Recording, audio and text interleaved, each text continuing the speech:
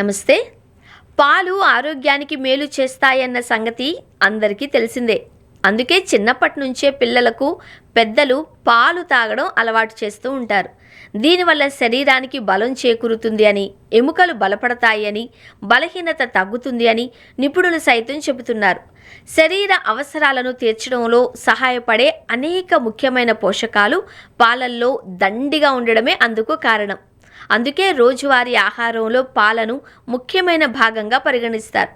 కానీ మారుతున్న జీవనశైలితో ఆరోగ్యానికి సంబంధించిన కొన్ని సమస్యల దృష్ట్యా పాలు అందరికీ మంచిది కాదు అని తాజా అధ్యయనాలు వెల్లడించాయి. ఇటీవల కాలంలో పాలు తాగిన తర్వాత కొందరికి జీర్ణ సమస్యలు వస్తున్నాయి. మరికొంతమందికి ఇతర ఆరోగ్య సమస్యలు ఎదురై ఉండవచ్చు. కాబట్టి పాలు అందరినీ ఒకే విధంగా ప్రభావితం చేయవు అని అర్థం చేసుకోవాలి. అయితే ఎవరికి పాలు ప్రయోజనకరంగా ఉంటాయి, ఎవరు వీటిని తీసుకోకూడదు, ఆ వివరాలు ఇప్పుడు చూద్దామా?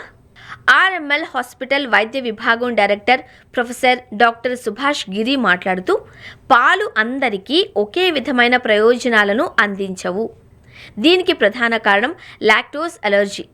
ఈ పరిస్థితి ఉన్నవారిలో లాక్టేజ్ ఎంజైమ్ తక్కువ స్థాయిలో ఉంటుంది. ఇది పాలను జీర్ణం చేయడం కష్టతరం చేస్తుంది. ఇది గ్యాస్, కడుపు నొప్పి, విరేచనాలు వంటి సమస్యలకు దారితీస్తుంది. కొంతమందికి పాల అలర్జీ లేదా శ్లేష్మం లేదా కఫం సమస్యలు కూడా ఎదురవుతాయి. ఇది జలుబు సంబంధిత లేదా శ్వాసకోశ సమస్యలను మరింత తీవ్రతరం చేస్తుంది. జీర్ణ సమస్యలు ఉన్నవారికి కూడా ఇది మంచిది కాదు. కొంతమందిలో పాలు తాగడం వల్ల చర్మ సంబంధిత సమస్యలు కూడా వస్తాయి. జిడ్డుగల చర్మం, మొటిమలు ఉన్నవారిలో ఈ సమస్య ఎక్కువగా కనిపిస్తుంది. పాలు త్రాగడం వల్ల కలిగే సమస్యలను నివారించడానికి పెరుగు, మజ్జిగ తీసుకోవచ్చు. అలాగే లాక్టోస్ లేని పాలు కూడా తీసుకోవచ్చు. ఇవి సులభంగా జీర్ణమవుతాయి. పాలు తాగడం వల్ల చర్మం లేదా కడుపు సంబంధిత సమస్యలు ఎదురైతే వెంటనే వైద్యుడిని లేదా పోషకాహార నిపుణుడిని సంప్రదించడం మంచిది.